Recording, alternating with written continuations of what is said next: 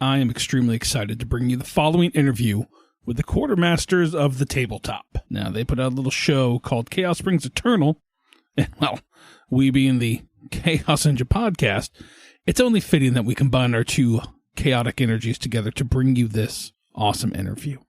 I need to go through our Patreon folks here real quick before we hop into this interview, and they are Taylor, Drowrin, Miles, Randy, Yam, Colby, Thomas, Randy G, Laszlo, Hovo, H-O-V-O, Jeremy, Ben, Garth, Tyler, and Nelson. Thank you so much for your continued support on Patreon.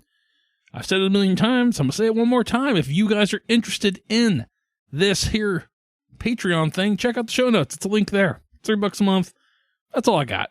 Hope you guys enjoy this. I had a lovely time sitting down with Dan, Mark, Noah, and Tyler, and they are a funny lot. And if you have not checked out their podcast, you are really doing yourself a disservice, and you should go check it out immediately because they're fucking funny. Here we go. Enjoy this interview. We'll be back next week with more Traveler action with the Cepheid variable. I'm out of here. Goodbye.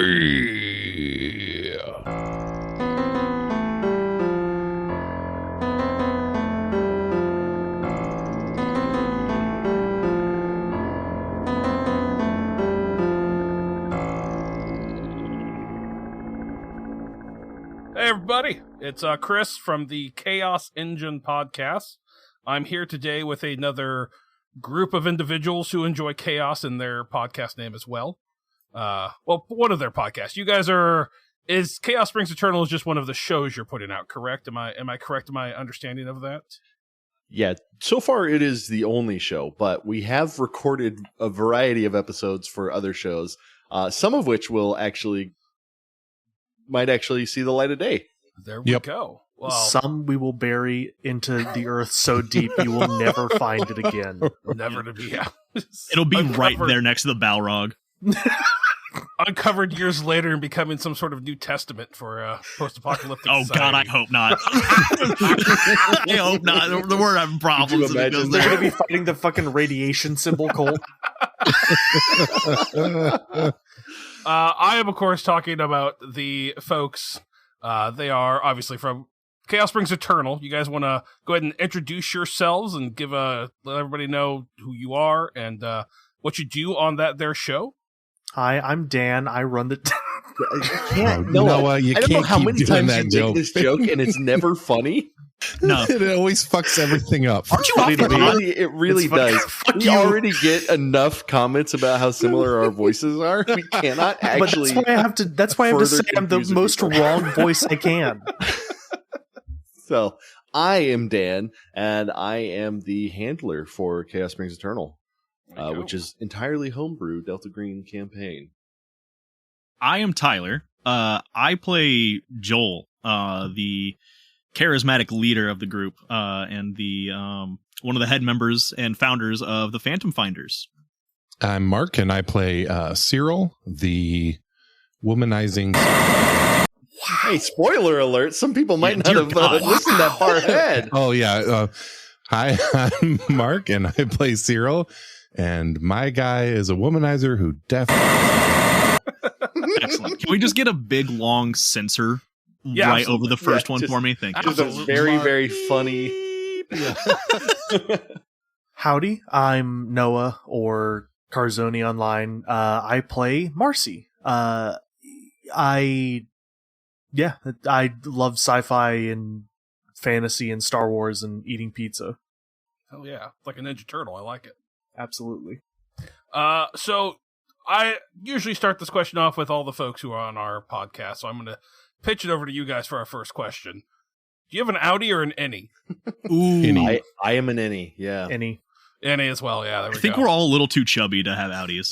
When I was really young, I went to daycare with a kid who just had an outie that was too far, and it was weird. It was weird. Yeah.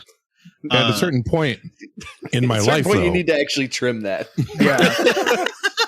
There was a time where I was so athletic that I could pop my belly button out. Oh wow! Oh my gosh! That's I all. used to cancel this interview. Now I need to go vomit. I used to work at Starbucks. One of my friends, when she got pregnant, when she would laugh, her belly button would poke in and out. Whoa. What the fuck? Yeah, dude, it was awful. Yeah, it was awful. People in Michigan, Indiana apparently suck. We just we're the are worst. terrible. The only thing worse than us is Ohio. Someone I know has a really intense fear that their belly button is going to pop and all their guts are going to spill out. He's right, though. And it's just like this weird, intense fear they have that I will not reveal their name. Make sure he hears this. I'll bleep that out too if you want. So. No, don't do that. I know. So yeah, you guys, how did you guys come up with the QuarterMasters of the Tabletop name? Did you guys? Oh God, oh boy! Please skip this question. Skip this question. Sure, yeah, that's fine. We will be undergoing a rebranding for the QuarterMasters. Yeah, we kind of need to, because just from what you said, QuarterMasters of the Tabletop is just does not roll off the tongue. Every time I say it to someone, I'm like, oh God. Yeah, it's easier to just say like, yeah, I'm on a podcast. There you go. Yeah. Then don't say the name. Don't say the name. And to be fair, Chris, we agonized over this name for like what? A month. A month and a half, probably. We recorded our first whole season without a name. I made Google polls for the other members and was like, which do we like? And every time it came out to something different. Dude, it was awful. We had an Excel sheet that I made of all the different, like, here are the combinations of names that we want to go with. Yep. And then people just started putting like Poop Fart Dick. I'm like, we're going to pick Poop Fart Dick and you're going to look like an idiot. So the one that I think made me most angry. Is Poop Fart Dick taken? No, you're good. Take it. That's why that one's free. Right. Yes. Awesome. Thank God. We actually have a good rebranding name now. done. The one that I don't remember the name that we came up with, but there was one that was really fucking good. And we all really liked it, and we found it, and it was like another podcast at like 3 episodes. Can I say the name? Immediately died. Can I say the name? I don't remember what it was. Forever GM. That's what it was. Yes, Forever GMs. Okay, nice. Yeah, that's that's like I hate that when I think of a podcast name. Like I'm like, okay, I gotta go look this up and make sure that's not taken. Like it's the fucking worst. The logic behind QuarterMasters, I think, is still solid. It's just not a good name, because the whole idea is that we each are GMing a different, campaign system, scenarios, etc. So, like, Noah is running some Lancer stuff that we've originally. But yeah, originally that may change. Mark was running some Pathfinder stuff that was kind of like a mix of Pathfinder and Blades in the Dark, actually. And Tyler was running. Tyler is running some Spelljammer. And so the whole, since there's 4 of us, we each have 1 quarter of the table, right? So, and we're the master of our quarter. So the logic was solid. The execution was flawed. Now, like most things that we do. Did you guys always kind of approach it from the aspect of you were going to always do different shows? And so that kind of helped develop the name? Like, did you guys want to, like, did you decide, like, this is going to be our network name versus this is just going to be, like, the show name? Like, we had that kind of fight when we first started. I think that was, like, immediate. Yeah, and then it gets worse because I'm like, all right, well, okay, we're QuarterMasters, right? And then the Delta Green show is Chaos Springs Eternal. And then each of the sort of major arcs, obviously we're still only in season 1, so each one of the seasons has its own sort of name, and season 1 is City of Woe, right? And because it's all focused around Care 4, which is, the titular city, and the things that happen in there. Yeah, I had the idea from the start of wanting to do other systems, but everyone else like, we could just stick with Delta Green, but they were okay with going into other systems. And thankfully now that we've done Traveler, they're like, yeah, this is awesome. And like we did a little bit of Mothership, so then I felt like the biggest nerd because I did like a 2024 year in review for everybody on the podcast, and I like made Google slides, and I was like, here's the plans that I got for 2025. What do you guys want to do as well? They're like, nope, that's all good. We'll just go with it. I'm like, tight, cool, all right. Like, dude, easy. We usually try to have like a meeting about how things are going, and it's we usually talk about it and try to make things work. And Yeah, Yeah. you need to. Yeah. But I was like, yeah, it was. I've never made PowerPoint slides for a podcast before, so that was really interesting to do. But Interesting. that's how it goes. That's where my mind works at. So, I'll give Mark ideas. Write that down. I'm already making the PowerPoint. Get on it. The pod point. Pod point. Copyright that. Copyright it. Pod work. TM. You heard it. It's done. What got you guys into tabletop gaming? Was there like a specific moment, age bracket, or like did you have like an older brother or anybody who introduced you to this stuff? Like what was that like defining catalyst that made you want to do this? I think I have the saddest one because I did not get into tabletop gaming in school. It just never sort of came across any of my friend groups or anything. But when I was like grown, married, working a job, I got laid off from my first like big boy job, which I'm in oil and gas. So getting laid off is kind of par for the course. Everyone, who's had a career longer than a few years in oil and gas will get laid off. And when I got laid off, I like lost all my friends who I used to work with.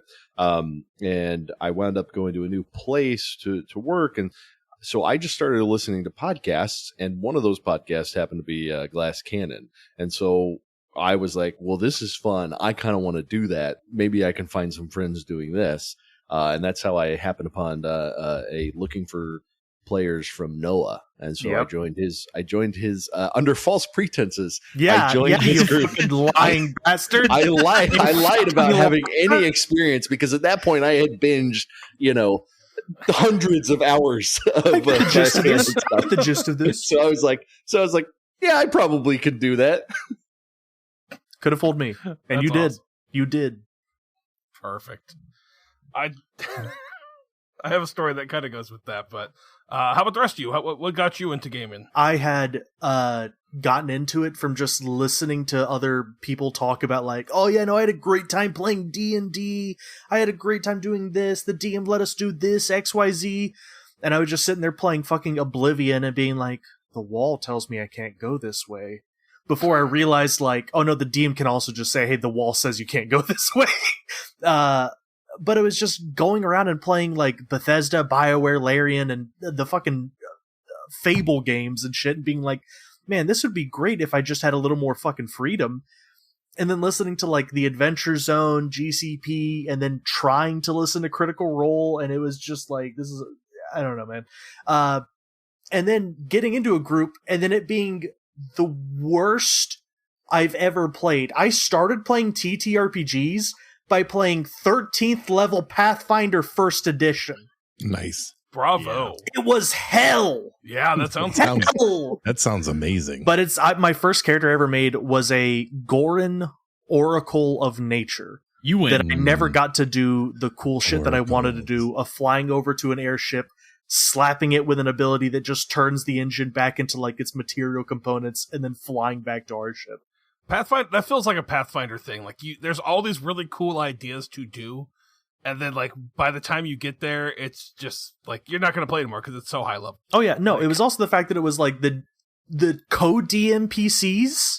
That's right. I had two DMs who were basically DMing each other and just going like, "What can we throw at each other that'll make us seem epic and cool? What if I had an airship that collected lightning like it was from and it was just a fucking cleric that would use lesser restoration to cure STIs on himself, and because it was just like, Jesus Christ, dude, the lamest shit. I just put on a big belt as a tree man and turn into a rock man and throw boulders at people. That's all I wanted to do. I like Noah's other DM voices. Yeah. I can't wait to hear my DM voice from Noah. Yeah. You'll never guess. It's really nasally and dweeby. So then you won't get on the Viking longship. That's crazy. Yeah.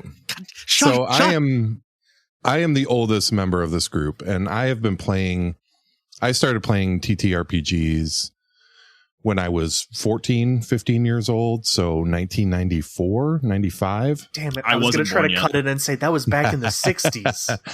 So my first ever game I played was a Dark Sun campaign for Advanced Dungeons and Dragons. Hell, I love Dark Sun. That's such a cool Yeah, setting. it's my favorite. I love it still, and it'll never come back because it's so problematic. But oh yeah, 100%. Yeah. No one will ever play it anymore. I want to run it. Elves? How I dare want to run you? it so bad. Yeah. But that's where I got my start, and then I took a long time off. I stopped playing after high school and college and all that stuff. And then I got back into it by listening to the Glass Cannon podcast. And I went on to their Discord and I found a guy named Carzoni. And this is the first thing I ever said to Cars. I still have it on July 10th, 2019. I said, "Are you still looking for a Crypt of the Everflame player?" And that started all of this for me with Dan and Tyler and Noah and everything else. That's awesome. I got my start. I've always wanted to play D&D for a long time. Like I read like The Lord of the Rings and The Hobbit like in like 5th grade. Mm-hmm. So I always kind of had that kind of inclination towards like the crazy high fantasy and storytelling just in general. But I didn't really get a chance to until around 2016, I think.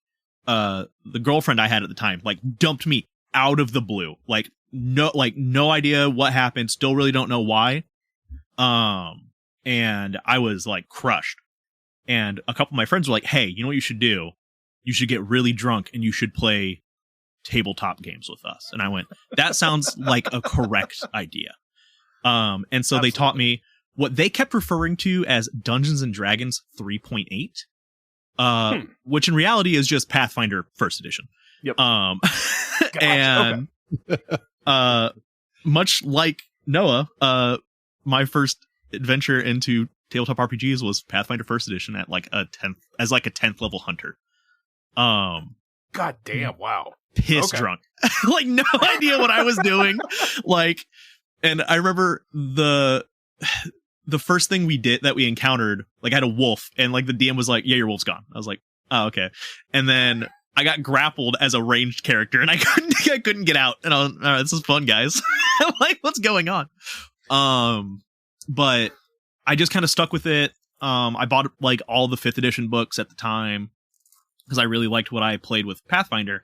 And I was kind of listening to Critical Role. And also like that was kind of the big thing, obviously, was 5th edition. Mm-hmm. And I played with some friends. I met some other friends that played 2nd edition. Fuck THAC0. I hate THAC0. 2nd edition burns. I hate it. That's all I'm going to say. But through that friend group, one of them was like, "Hey, I play online with some friends. Do you want to join?" And I went, "Absolutely." And then that game fell apart. And then this strange guy with a Skeletor avatar named Carzoni was like, "Hey, I have an idea for a game. Do you want to play?" And I said, "Fuck it. Why not?" And it just spiraled down the toilet to this position here. That was before our first interaction was my investigator trying to steal your Arcanist's spellbook. Oh yeah. And then blowing up because you trapped it. Yeah. Tight. I didn't know that yet. The DM made that up for my character's introduction. That fucking bastard then. Okay. Understood. Like going back to your THAC0 rules and hatred of THAC0. When I first started running games, I used to run Free RPG Day for a friend's comic store. And I decided one time I was going to run Lamentations of the Flame Princess with no knowledge of how previous D&D worked, because I came into D&D at 4th edition D&D and thought all previous editions of D&D must be pretty similar, because why would they change the formula? It's worked so far. Oh, God. Oh, man. And it was a fun session, and everyone was really good about it, but I look back on it now, and I'm just like, oh, God damn, that was painful. Like, it was like, and then there was one guy who came there to play Lamentations of the Flame Princess. Like, he was stoked to play. And I'm like, "Hey, man, like, I butchered this. I'm really sorry." He's like, "It was still fun." I'm like, "Perfect. All right, cool. Like, don't hate me." But yeah, it was bad. I don't, like, I get it. Like, they're pioneers and they did a great job. They made something that has spanned generations.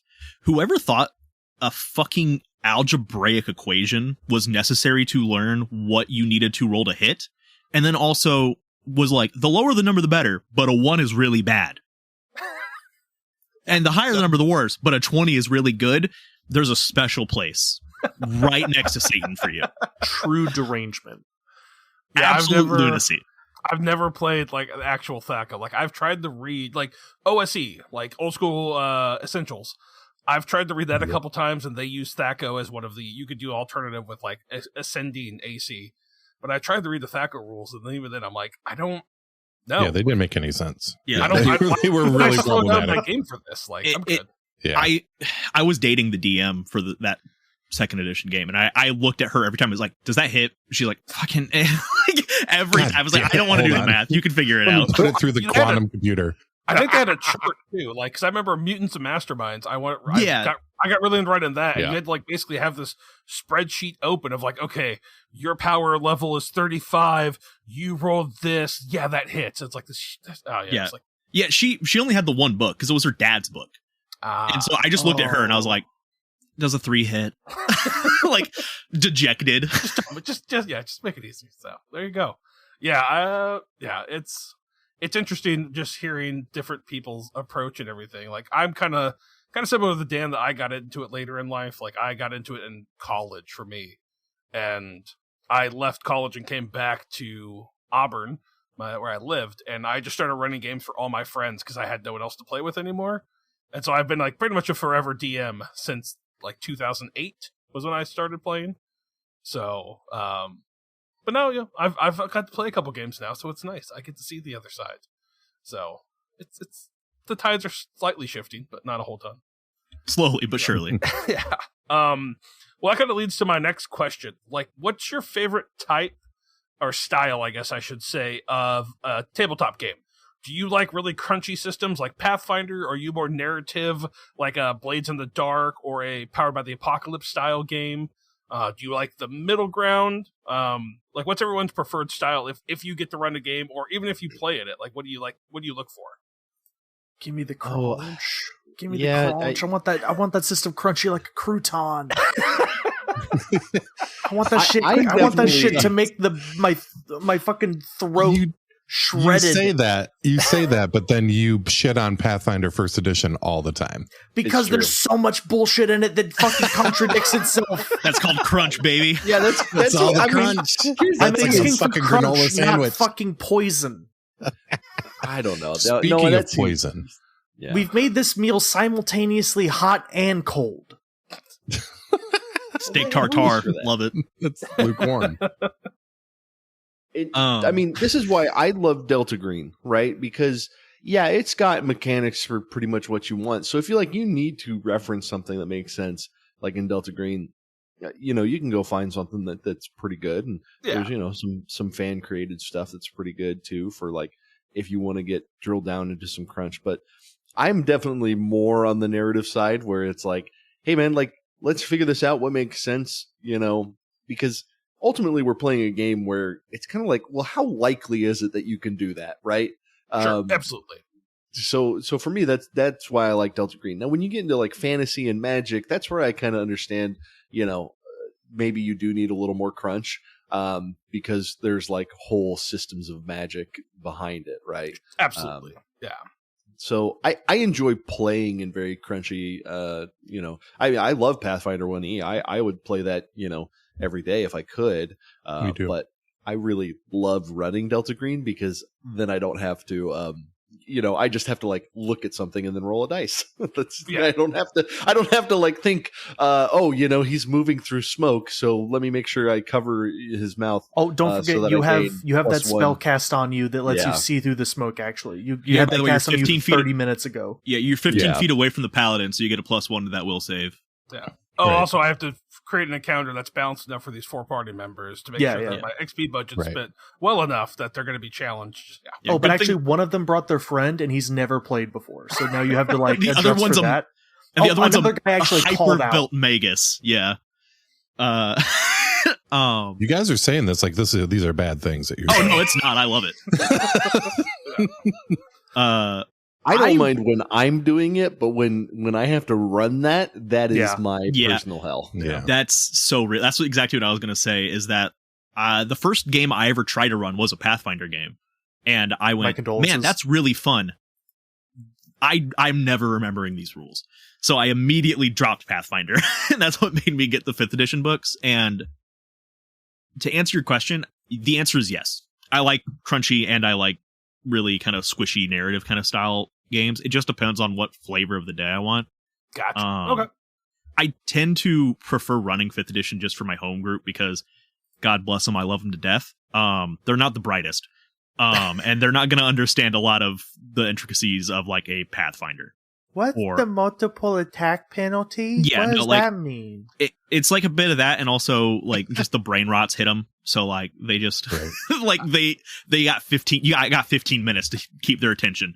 And if they're shaking your tees, your tees. Yeah, just like I have Subway Surfers on the TV behind me.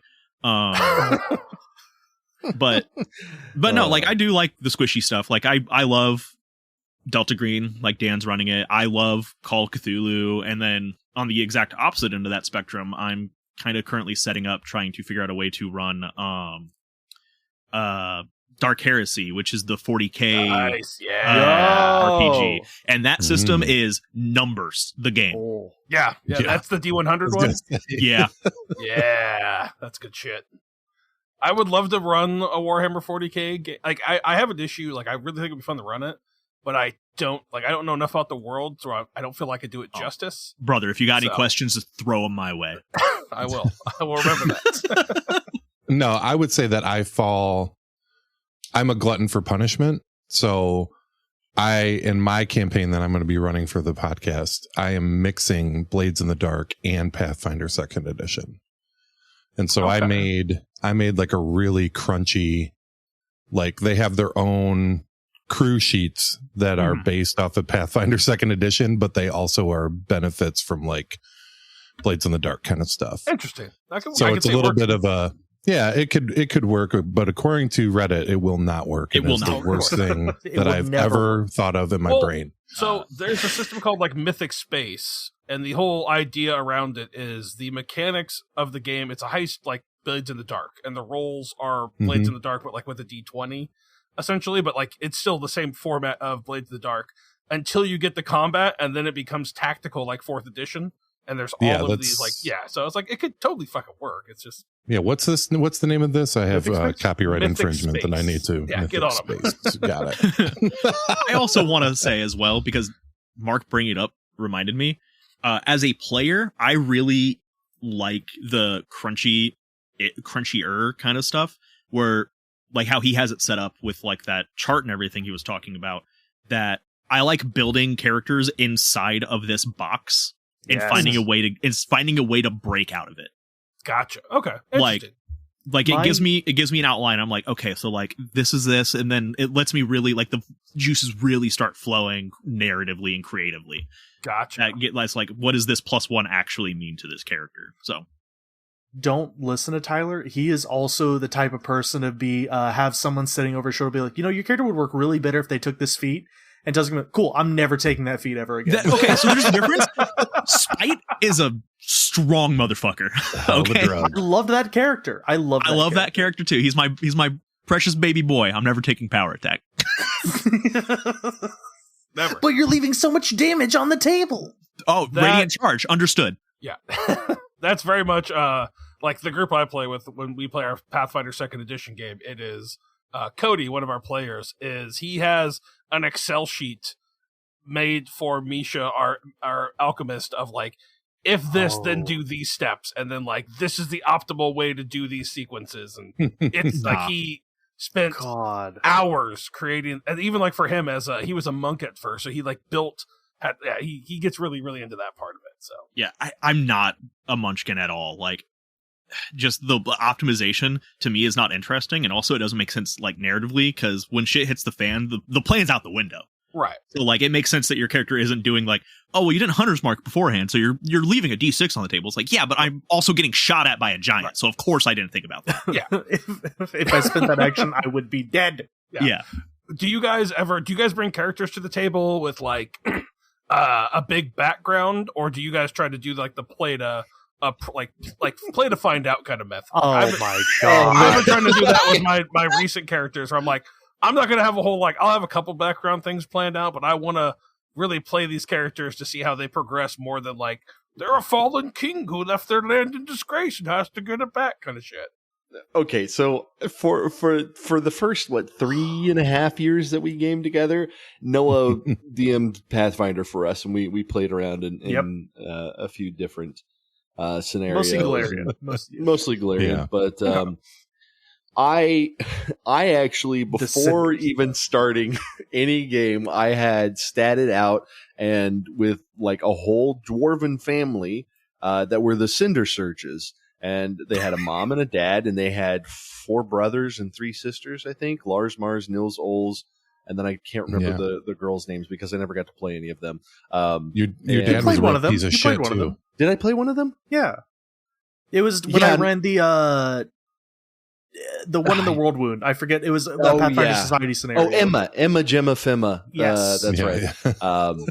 And then Noah made my dad a real piece of crap. And then I kind of got turned off to playing those guys. No, I didn't make him a piece of crap. I made him where you kind of made him a sad sack. I couldn't keep his voice together, so I just made up a joke where he was cursed by a witch to have a different voice every day. Yeah. Yeah, something like that. But anyways, the point is I had them all like, the whole family, and basically I was like, oh, this adventure path takes place in this place. So why don't I have one of the dwarves go there, so that I could sort of be ready if someone ever wanted to play, Mummy's Mask. I had one of the guys in Osirian, and he had his own background, and, they were all built out to level 1, and it was kind of fun for me to have like this thing. And when we played 2nd edition, I brought in like cousins and nephews and other people from the Cinder Surge family. So I still have like, in my mind, that's like that's some of my favorite characters were all the Cinder Surges because they were a lot of fun to play. I love dwarves and I love Pathfinder. They were fun. Tyler does that with our Pathfinder home game. He has the it's Skip. I forget the little character's last name, but every time one of them dies, just a long lot Carson. So his original character, his original character was Skip Carson. He passed away, and so his uncle came in. And then his uncle ended up dying, and now it's like a third cousin, and it's just like all of these different Carsons. And we kind of created this whole lineage of the fact that Skip Carson, the original family, is the only members of the Carson family that didn't go out and adventure, and he's like his dad's like the black sheep because he's just like a used cart salesman in this random town because he didn't want to go be an adventurer and die a whole bunch. So it's just like, yeah. So every new character he brings in is a Carson. So. I think that characters that I create, I load up with backstory. I write long-winded backstories, but I do that because A, I like writing, and B, that's the way I came up. My first character, my first DM wanted long backstories or interesting backstories that he could use to, basically pick us apart. So I tend to be a little more loaded narratively on the back end than, some of the stuff that I can fly off the cuff with it sometimes, but usually they have some sort of long history. Gotcha. Nice. I like it. I do a bit of both, like most things in this hobby, funny enough. I've had characters that have had 8-page backstories that I've done and sent to people, and I love writing, much like Mark. But then on the reverse of that, I've had characters, and Noah can attest to this with the character I was talking about with the spite, where I'm not taking power attack. My character had died. One of the characters I wrote a very long backstory for, died the session before, and then mid-session I was like, I'll just make a character real quick. And the only thing I knew is we were doing Iron Gods. I was like, I knew I wanted to be a paladin. Mm-hmm. I knew I wanted to be an android. And I knew I wanted to do the chosen archetype where you get a familiar, and I thought it'd be funny if he has like just a chicken with him.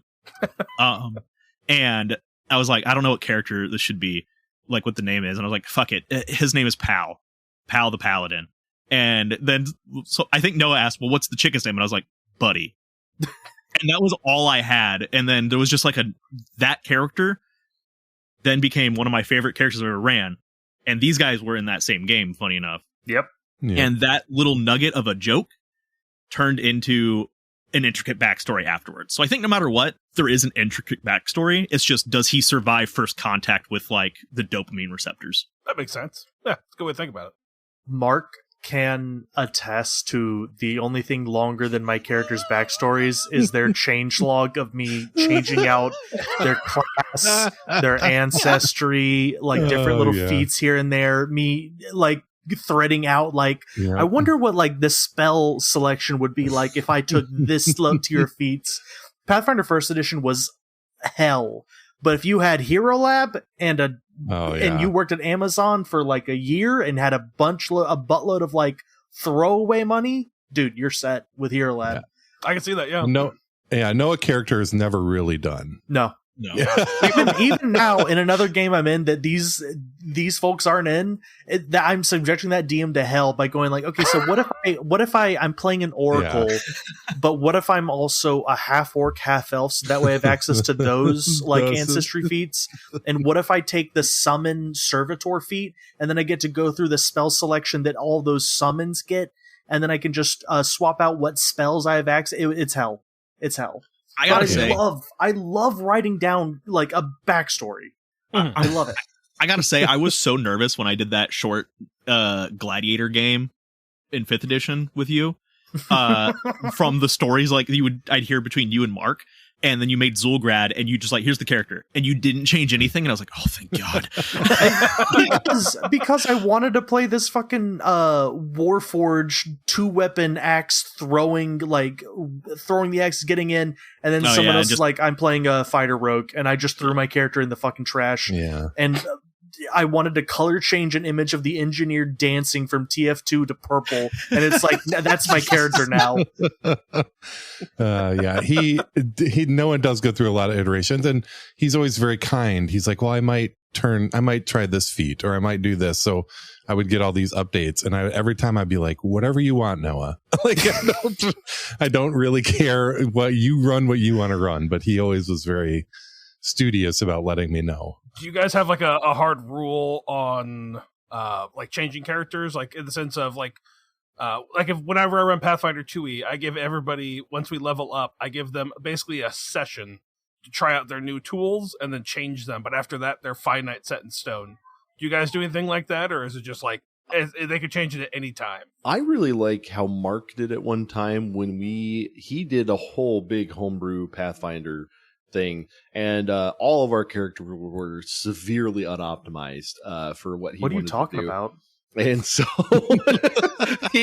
he graciously in world basically had this cutscene where he was explaining, sort of, was it in a dream or where he allowed us to sort of respec our characters some. Yeah. But it was kind of visions this, and things. Yeah. And it had this notion and feeling of like reweaving fate, right? Which I like sort of playing around with that sort of idea. I mean, especially whenever you have PCs, like, player characters, the whole point is they're a little bit special, right? Like there has to be something special about them. Otherwise, you wouldn't be running them as a character. So I always like that idea of playing a little bit with fate. So Mark was nice with that. I mean, in Delta Green, it's sort of, if they were like, oh, can I, retrain this, I'd be like, okay, sure. Why not? Oh, really? Wait, what? Hold on. I'm just now hearing this. I need to pull my character. None of you have ever asked me any bit of this. I can get rid of the continuity, Dan. My history lore that's doing nothing for me. Okay. Dude, one day. You have used that history lore before successfully. Yeah, that's fair. One day, the music, the art music is gonna fucking hit, and Joel's gonna be a king. Yeah. My art photography has not helped out very much. You're going to play the Sultan of Swing to a bunch of gas, and they're going to start rocking out. Yeah, dude. They're gonna, if they don't like Dire Straits, fuck them. Like, that's just how it goes. So real for that. So I do have a question here about kind of like what other games you're running at the moment. Is that like are you guys running other games outside of the podcast, or is it just I don't want to talk. I don't want to talk about that. No one runs how many games he's running outside of the guys, podcast. we're gonna have this is actually an intervention at this point. No. How many Iron Gods games are you running? No, not now. How many Iron Gods games were the most you had going at one time? Yeah, 3. That was No. less than I thought you were going to say. Gosh, that's actually lower than I thought. Yeah. You guys I don't think run I like was 6 in- games at a time? That's not. I think I was in 3 of those games, just and the there was same 3 adventure others. path. That's pretty impressive. Yeah. Yeah. Yeah. How many other yeah. games were you running, Noah? I'm juggling right now. 1, 2, 3, 4, 5, 6, Freak. and I'm in 7, 8, and I'm trying to convince a bud to spin up a 9th. Dear and I'm God, also man. trying to spin up a 1. Dear Hell God. yeah. Hell yeah. I Yeah. love it. That's what I would live for. Like My yeah, partner wonders how I'm doing. Dude, brother, I have the podcast, and then I run Curse of Strahd on Tuesdays, and that alone has made me be like, God, I'm getting real tabletop RPG'd out right now, man. So That's When you insane. get to that point, you just need to double down. Just go. On it. Now here's my Mm, question for you, Noah. How many different systems are you running? I actually the 10th one I've convinced my friend to spin up is because I ran a one shot of the Dragon Age RPG, and the thing that locked me in was just seeing a sidebar with the header knife ear, and I was like, they get it, they Yeah. get it. Bro, Yeah. that's such a good system, too. I love it's kind of funky, but I've been trying to convince people to let me spin up a 13th Age game because I love that. Yeah. I love Shadow of the Demon Lord. I need to get my teeth into that one more because Me just too. like that Yeah. that one's pretty funky. Yeah, absolutely. Yeah, I'm running. So I got Delta Green, Pathfinder 2E, Warlock, Starfinder Ooh. 2E, and then I've got the plans to want to run. I just got this new game called Grimwild, so I want to run that. Obviously, run a Traveler for the podcast, and then I run a game called Aether Nexus for another group of friends. So yeah, Wow. it's just like. I have so many goddamn systems in my head. I'm like, I think it's this one. We're gonna go with it. Fuck it. Primarily, what I run is PF2E though, and Nice. I'm also running a couple like to supplement my income. I've been running PF2E games as a paid DM. Nice. That's hell. That's hell. Bet I would be so terrified of just the expectations. Like I without yeah. Oh yeah, no, it's Yeah. crippling at times. Yeah. Yeah. So I only have the one game on Tuesday that I'm running right now. We're on hiatus from Curse of Strahd because one of my friends is back in college and we don't want to like continue on without her. So That's like cool. like I said, I'm kicking around the idea of that Dark Heresy game. I have the plot of a Call of Cthulhu thing in my head that I want to do while they're gone. Also one of my friends, he is a big grown ass adult Power Rangers fan. Oh And yeah. so am I. And I have the Power Rangers RPG, and that shit it good? rips. It's really Yeah, we funky, played but it's it. really fun. Cool. All It right. was, yeah. I will say it's a lot of fun, and this is Yeah, this it's a lot is of someone we've played a lot of systems as a We group have. now with various other sort of people that play in mostly Noah's orbit, but Power Rangers sticks out. That was a really fun one. Lamau. Yeah, I like Yeah. that the skills aren't just a flat number; like the dice progresses with it. Oh, like kind of like Savage Worlds. I don't know enough about Savage World, so I can't say. Gotcha. Okay, cool. I know when you're a novice at a skill, you get an extra D4, and then as you go up, it's like a D6, and then a D8, and then a Interesting. D12. Yeah, that sounds pretty cool. Yeah. Going back to your Fantasy Age game, that system is really cool. Just be very careful with combat and HP bloat, because it is, if that's something you really want to get into, HP bloat in that system gets like really bad to the point that like when they're probably like 6th or 7th level, it's really hard to put a challenging fight at them and like have it be interesting. So just a little precaution there. I ran a podcast using the Fantasy Age system of that, and by the end of it, like I was trying to power balance it out, and it got a little sketchy sometimes. Just put it that way. I've never touched Fantasy Age. I meant 13th Age. Oh, I thought you said the Dragon Age. I thought you meant the Dragon Age RPG. That system. Okay, that as well. yeah, that as that well. Age I am system trying is to that get one. into. Yeah, it's a cool system. Oh. I love the dice that come with it, like the stunt points you get out of it. Just be really careful with the HP bloat in that system and the age system. It gets really, really bad towards. They might have fixed it in the newer second edition, but the old edition was like There's a second edition. yeah, the second edition Fantasy Age. Oh my god! So. Hang on. Okay. But no, Thank you. 13th Age was awesome. Like I love 13th. It's probably, if I'm going to play a power fantasy game, I'm going to play 13th Age just because it's so Like, it's everything cranked up to 11. Like, you want to be fucking heroes, we're going to be heroes. Like, let's do it. So, Noah, what was that Matt Koval game that you ran that one time? Oh man, Draw Steel. That game, I've like looked at reviews and like different people, not reviews, but like progress reports, I guess, and people talking about it, and it sounds really confusing. I've never felt cooler in a system I don't know anything about. Gotcha. Okay. Well, there you go. Yeah. Like, that's what matters. Yeah, it's that, and like the word tactical kept getting thrown around. I'm like, tactical, this isn't very cinematic. Yeah. Something. I forget the other two. Okay. Yeah, I don't really know. Like, I know of Matt Colville, but I don't think I've ever watched any of his like YouTube stuff. So if you're just learning how to DM, I think it is phenomenal stuff to just go listen to. Nice. Okay. Yeah, that might work. So, anybody else played in any games currently besides the podcast stuff? I'm only doing podcast stuff. I don't have the time or energy to do more. Yeah. I had to drop a bunch of extraneous stuff. The two grown ass adults are the only who don't have the time for it. Yeah. I'm also just in the podcast stuff, but I do think about, like, I'd love to run a werewolf game, and I'd love to run nice. A City of Mist game for these yahoos, and then I recently found a Slug Blaster. Yes, that I think is going to be like would be super fun to play. It seems so wild. Yeah, so I have a lot of things brewing in my head but it's all for podcast stuff. Right. Yeah. Cool. Well, I guess that kind of kicks me to my next question. Obviously, only one of you so far has run a game for the podcast that's made it to air.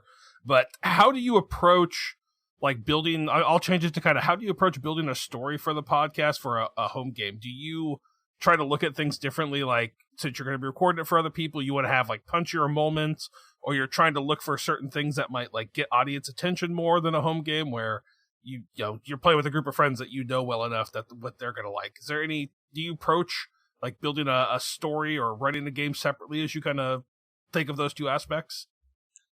Yeah. So for me, when I'm sort of thinking about how I want to structure the game, right, I break it down into Season 1 City of Woe is composed of several arcs.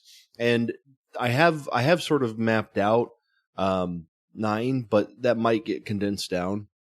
And the whole concept is, we break down these arcs, and there's sort of thematic themes.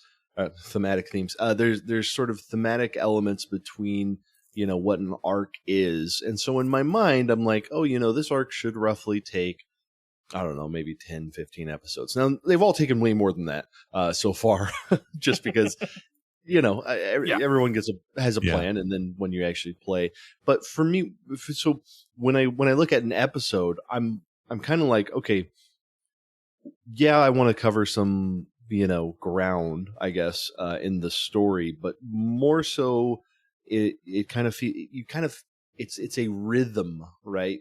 And so there's sometimes when you're like, well, this has been really combat heavy for the past, couple episodes, or it's been really investigation heavy. And so for me, it's like, okay, well, what can be like the thing that transitions you into the next phase?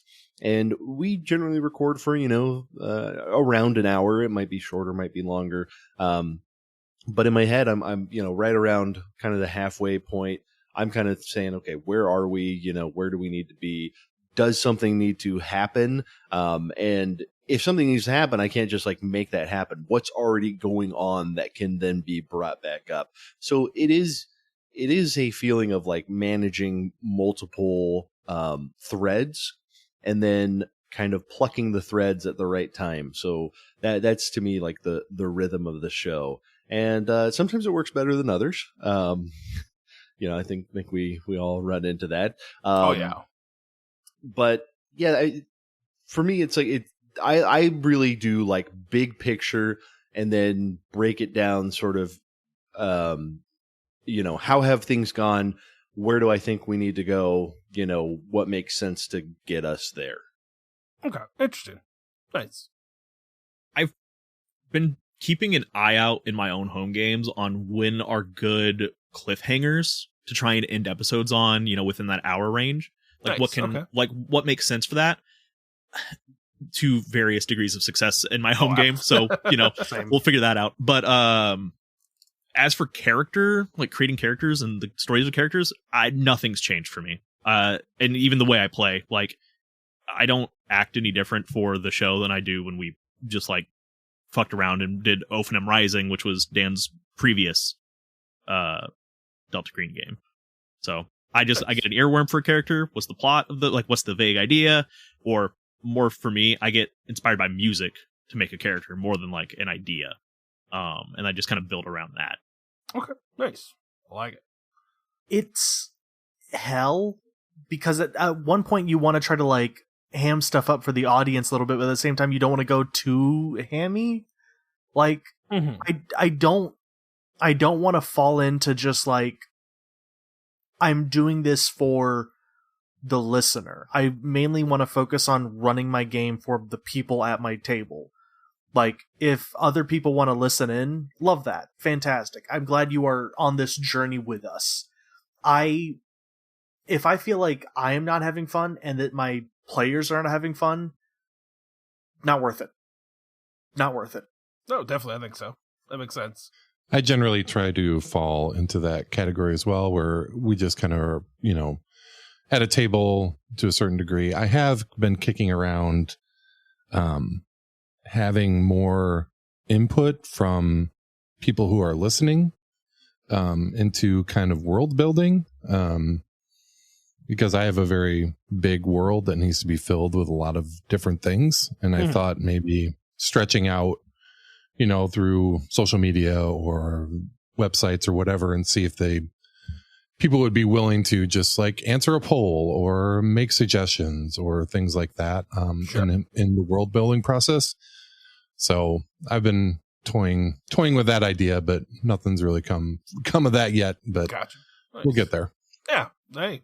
Yeah, it's a weird balance, right? Like you want to, especially I think our games, both your guys' show and our show kind of feel like friends at the table, which, I really like about your guys' show is you could tell the camaraderie you guys have and like the friendship that you guys have playing this game. There doesn't feel like anything's phoned in or like half-assed. Like you guys generally are just really funny to listen to. So I like that style of game more than the more produced ones like a Critical Role. But it's good to hear you guys just kind of approach it the same way as you normally would. So yeah, I just really think that we need to really narrow down in on the parasocial aspect where they are our friends too, right, guys? The listeners are as much our friends as we I are. actually don't have enough friends, so that would be great. Give me $5, listener. I would really appreciate. I would love to have right? more real life friends. Well, they got a thing called Patreon. You could set that up. What? Yeah. They could pay us to be friends. They can pay us to be friends. Oh, man. At this special $200 tier, I will let you have my phone number that you can call me twice a week. There you Does go. that mean my mom Totally. invented Patreon back when I was in elementary school? She might have. It wasn't very popular. Right. Pretty sure she paid some kids to be friends with me. Oh man, that's sad. Hey, Manoj, if you're out there, thank you, bud.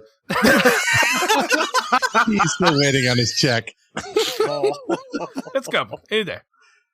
Well, we're getting towards the end here, so I got two more questions for y'all. One of them is going to be, what do you like to do in your free time when you're not recording? You're out in the actual world. Do you guys have any cool hobbies or anything that you like to do? So I have 2 kids with a third on the way, so that's most of my time. How old are they? So we got an 11-year-old, a 7-year-old, and then a negative 6-month-old. Okay, yeah, I got a 10 and an 8-year-old. So I'm about to have an 11-year-old, so I know all about that. Awesome. Yeah, it's a very fun age. Yeah. The older one, he really enjoys playing baseball. He's in Little League, so when that season's on, we do that 3 or 4 times a week. Oh yeah. Which is it's so much fun because he really enjoys it, and we've been with a team now that has had returning players for a few years, and that's awesome. Coach for a few That's years, where it's so it's that is really good. Younger son, he does a lot of various things, including like swimming, and then he loves sort of we go to like the bounce type places, indoor, and he goes crazy on those. Yeah. So my wife took the kids earlier today, and one of the kids they went with, like, they think he broke his thumb. I was like, how? Like, I don't know. He was thrown a dodgeball in the bouncy area, and they said his thumb hurt. Oh my There God. are a lot of things that you can injure yourself on there, but I wasn't watching them. Yeah. So, yeah.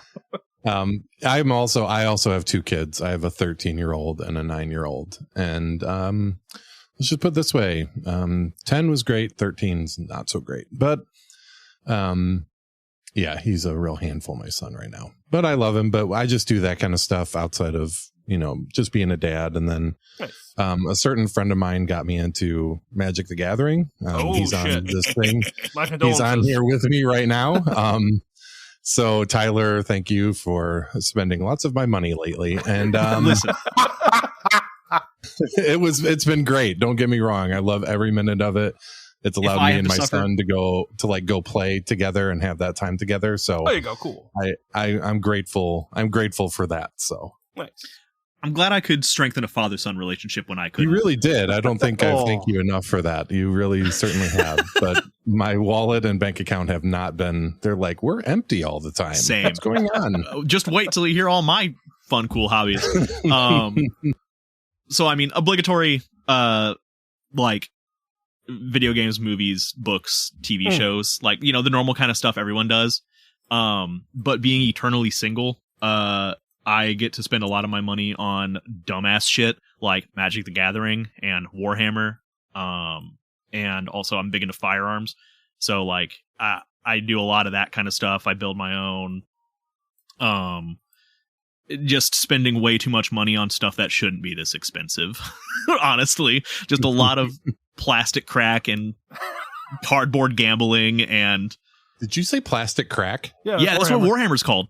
Yeah. Oh, nice. That was the one thing. That was that was the line from my wife of like nerdy shit I couldn't do. Like she was fine with everything else, but like she's like, if you start playing Warhammer, we're done. And I was like, Yeah. okay, I respect that. Like That's so fair, because if you want to have any more kids, it's not happening if you get into Warhammer. oh, I can't have any more kids, so we're good there. Okay, So, that's fair. Yeah, me neither. 2 is enough. 2 is enough. Who would ever have 3? I don't. Insane. Being insanity. the oldest of 8 kids. Like Whoa, staring. what the fuck? Yeah. That's no thank you. Nightmare. I don't have any kids and I don't have any free time. Read the 10 other games that I'm in. That is fair. That's your free Noah's time. hobby. Noah's collection is games that will never get finished. Yes. Aw. Yes. Got a lot of work. I did recently get into Magic the Gathering, pointing at Tyler. You're welcome. And I am in the deep. Who would have thought that me forgetting my Magic the Gathering bag in my car when I left for Tennessee would have caused irreparable damage to y'all's associations? Yeah. Well, the thing is it's like, it wouldn't be so bad if I was just buying for me, but I'm also buying for my 13-year-old son. So that's 2 fetch lands I have to buy, and that's 2, so it's like 2 soul rings and 2 arcane 2 soul rings and 2 2 Edgar Markovs and 2 ledger shredders and 2, so it's just Nuka-Cola vending machine. 3, please. Yeah. I'm lucky enough to where like my kids are in the Pokemon cards, but they have no idea how to play them yet. So it's just like, Pikachu. I'm like, ask cool, Dan man. about Pokemon cards. That's cool. Rad. We have That's how I hit the still point am. where Yeah. I get that, but I have a problem with Pokemon, so okay. I don't know where that came from. Like Mark and I came from got a deep love of Pokemon, that my kids love Pokemon, and I was like, you know what? I did collect Pokemon, and I have money now, so I can buy those Pokemon. I'll be real. money now. I'll be real. If the Magic addiction wasn't so hard, I think I'd have a Pokemon addiction. And the and the only reason I was able to get the Magic addiction was because I dropped Yu-Gi-Oh. Oh, Like- there you go. Same, brother. Dude, once Yu-Gi-Oh started getting into like the crazy, once it got past card games on motorcycles, I tapped out. For me, it was I wanted girls to talk to me. Aw. Well, Noah, It worked. you can have people on motorcycles in the next Magic the Gathering drop. Yeah, You're right. I'm so You're excited so for right. that. Never getting away from it. My addiction right now is vinyl. I'm trying to cut back on buying as many vinyl records, but Nice. it's Yeah. not working. I just started my collection on that as well. One Yeah. of my friends got me a record player for Christmas, and Nice. I went out and the first place I saw we went to, they had the Evangelion soundtrack on record on vinyl, and I went, damn it. They Damn got it. you good. Yeah, that's I have a 3-tier bookshelf. I was like, all right, one shelf's just going to be for RPG books. The second shelf will be all my vinyls, and then the third's just going to be comics and books, and we'll be fine. And now it's just like, I don't know if I need all these comics. I don't read them a whole lot anymore. I can probably get rid of some of those. One room for all my vinyl and one room for all my comic books. Yeah. I'll be real. I'm just using my comics and my records as posters until I get a bookshelf. Yeah, no, that works. So, well, dealing with the kind of vinyl, my last question to y'all is, we on the show are really, I shouldn't say we, I really love music. That's always been something I talk about a lot on the show, of like different bands that I've checked out, or Misha and them always make fun of me because I listen to like obscure death metal bands with ridiculous names like Snake Carcass and all this kind of shit. Brother. So I wanted to see what are you guys listening to recently that you've really enjoyed? It doesn't have to be like brand spanking new, just like an artist or something that you've been listening to that you really like so far.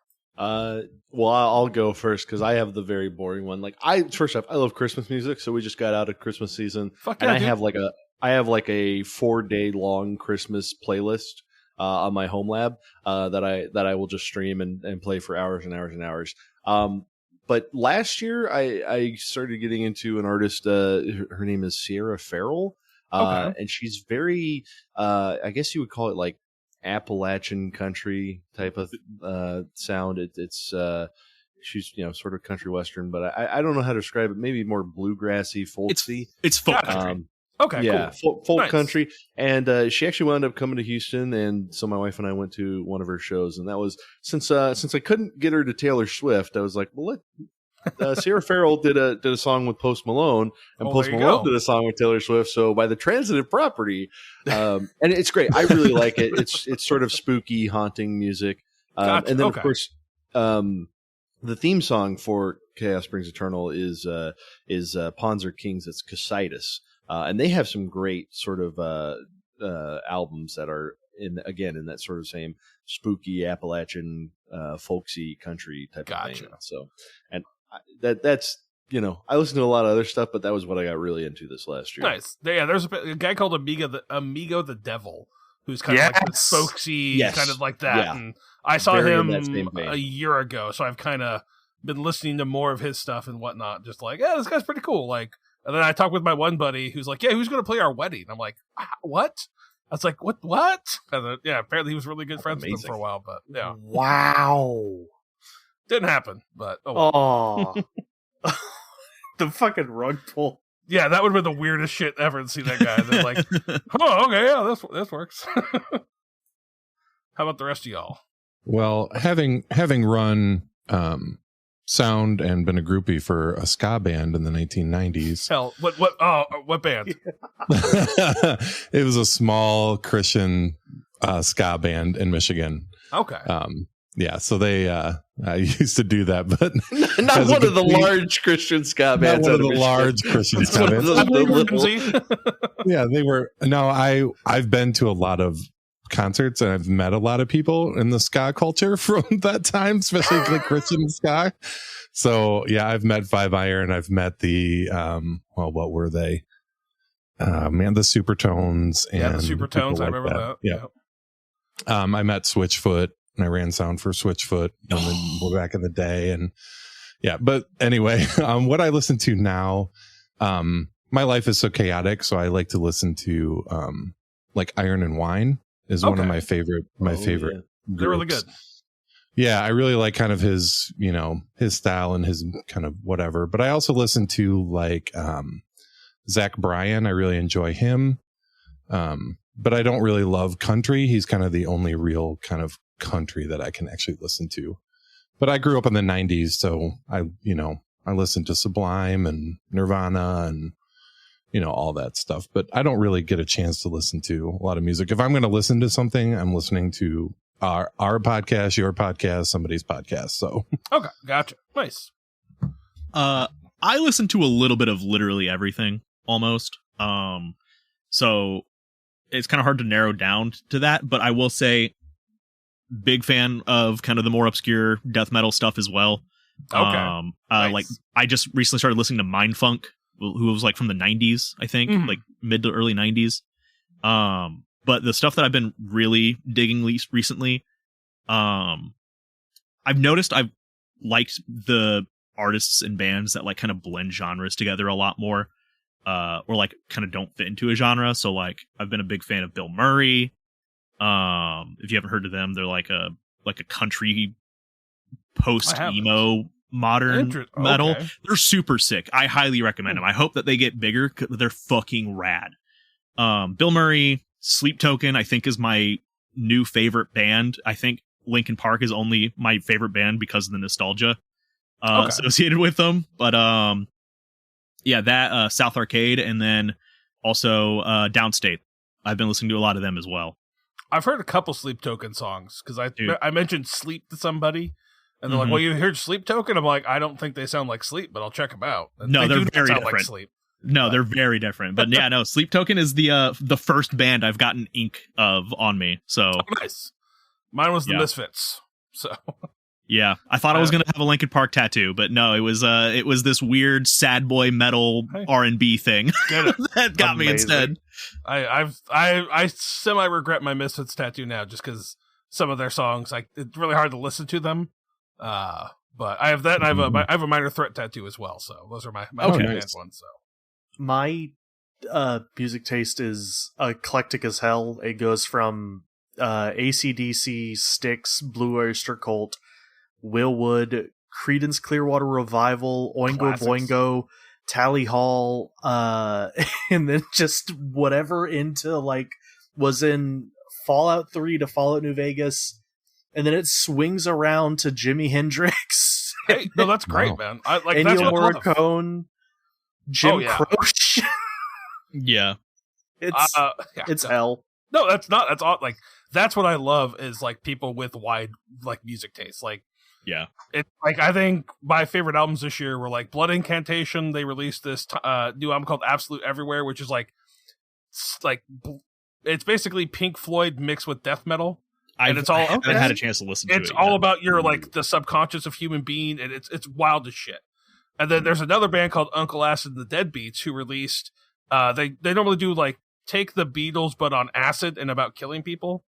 Hell yeah, it's incredibly awesome.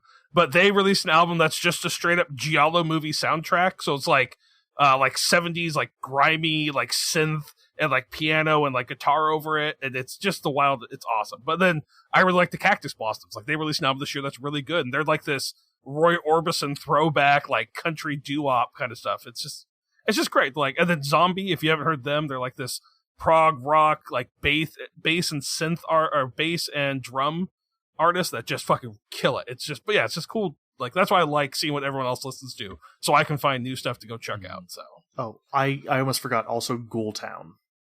Okay, I don't think I've heard that one. Very it's a good name. Undead Western country. Nice. Okay.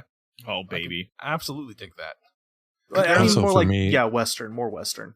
Yeah, for me, Splatter Cactus. I can't tell if that's a joke or not, but I think there's a band name. It absolutely is.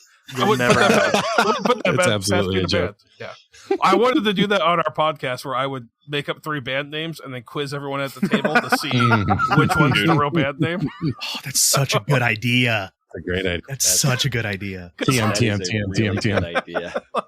Yeah, actually, we're stealing that one, Chris. Yeah, I'm totally doing that next. Yeah. I'm doing that next session. I'm warning you right now, Dan. Oh God! I just because Misha will always make fun of me because I'll just always be like, I'll have something random on when they show up. She's like, "Who is this?" I'll just like, "Oh, this is like Serpent Tomb, like Quest for the Sacred Eye." And she's like, "You're making that up." I'm like, "No, that's the band. Like they're called Serpent Tomb." Amazing. I remember I was listening to music in the car one time. One of my friends was like, "Who is this?" And I was like, "Oh, it's Betty White Titfuck." And they're like, "What?" Well, yeah. Yeah, that's like straight face. They're like, "You're messing with me." I was like, "Nah, check the phone." Like it's right there. That is incredible. So, all right. Well, I appreciate you guys taking the time to sit down with me and let me interview you and get to know you a little bit better, and hopefully let our audience know about you as well.